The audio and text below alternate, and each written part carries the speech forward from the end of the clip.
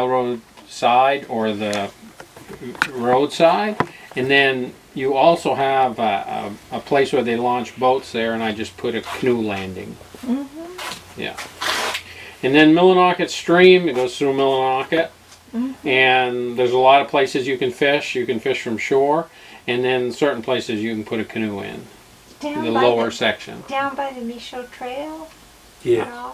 Yeah? Yeah, I don't even know what the Michaud Trail is. It's right there on Garner Street, right, runs right along the river. Yeah, you can see the river Crandall right Park there. or something they call it. Yeah, we drove down there. Okay. Yeah. And then you've got Millinocket, what they call Dead Man's Curve on the west branch of the Penobscot. And that's, it's kind of a rough boat landing, but you can put a canoe in there. And you can fish from shore there. You can catch bass right from shore there also, but it's not as great a place to fish from shore as other places. And then, of course, you've got Island Falls. I put 8, so you can do... You've got Island Falls, you've got Pleasant Lake, and you've got Mattawamkeag Lake. Both of them have boat landings. Both of them you can fish from a boat only. And then there's a campground at Pleasant Lake. So there's 8 places for you. So they're all pretty much roadside. They're all easy to access. That's great. Yeah. You know, because if you want to get a kid kind of started, maybe.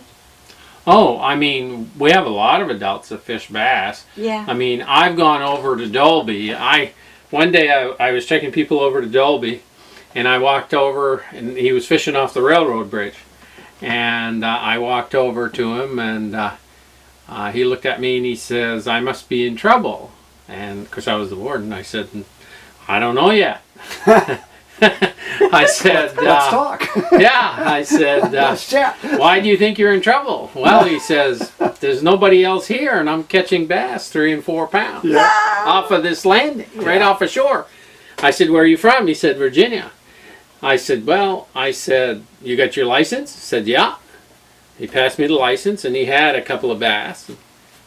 And I said, "You're all set as far as I can see." He said, "Where is everybody?" He says, "In Virginia." He said, "You'd be shoulder to shoulder at a place like this." Oh, that's a great story. I said, "They're all out trout fishing." I said, Yeah. Nobody fishes bass here." And he looked at me like, "What?" We love to fish with bass. Yeah. And then it wasn't too long after that. I think the following year we had a few people that decided to start guiding around Dolby and that. And they could catch 50 to 75 bass in the evening there. Really? Oh, yeah. Wow. Real good bass fishing. Yeah. Really? Yeah. Is that allowed? That kind of numbers? Yeah, they don't keep any. They don't care. Yeah, Oh, it's all thrown. Yeah. Catch and release. They had a few bass tournaments there in Medway for a while. And they got some pretty big bass. Yeah. But the rest of the time, I mean, along the Grindstone Road, I've probably, in all the years I patrolled it, I probably saw one guy fishing bass. Yeah. Even though there's all kinds of bass, nobody fished them. So why is that? They're trout fishing. They're just doing trout. Yeah. That's what they want. That's it. Well, you know, the people come here and they've got the Upper West Branch with a lot of landlocked salmon, and all the ponds have, you know, all kinds of brook trout. Yeah. So, you know, if they want to catch bass, I think they can stay home. You know? But it has gotten more popular. Yeah. You know, I can remember talking to one of the guides over in Bangor, and he was saying that his business had grown incredibly guiding for bass fishermen in the Bangor area. You know, and that was probably 15 years ago. So I know it's increased since then. But, yeah. But that's what it was at the time. You know, there was no interest in it. But I know there is today. Over in Grand Lake, they bass fish, right? Don't they? Yep. And it's big over there. Or maybe not big. It's guided. It's yeah. It's respectable there. Well, I think they did it for years there, and people went there and stayed at the camps, which is a little different. Right. And yeah, they fished there because the guides would take them out bass fishing.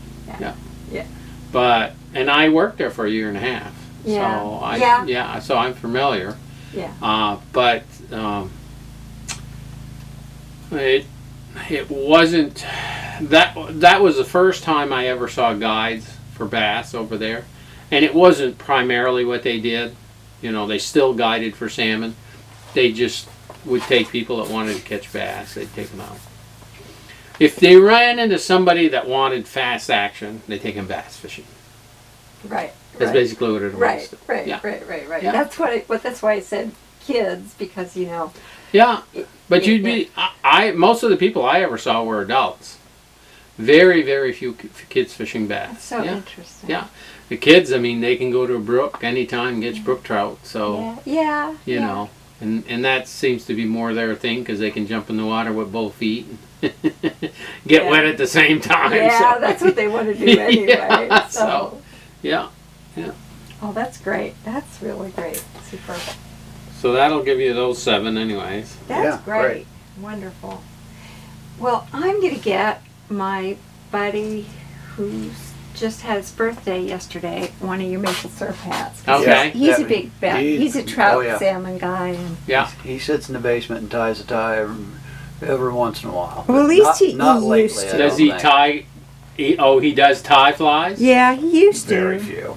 He would love to, but he works too much. He's got he needs to retire. He's crazy. Oh yeah. I know how that works. Yeah. I don't want that. Well, I don't know what that looks like. But in another world, that's what he would do and be out on the water. But no. Sure.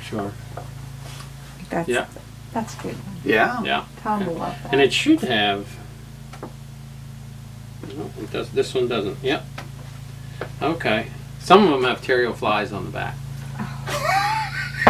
See? Some of them are better. Well, see? You don't have one, huh? See you later on. Okay. Nice to meet you. Beth is making some new ones.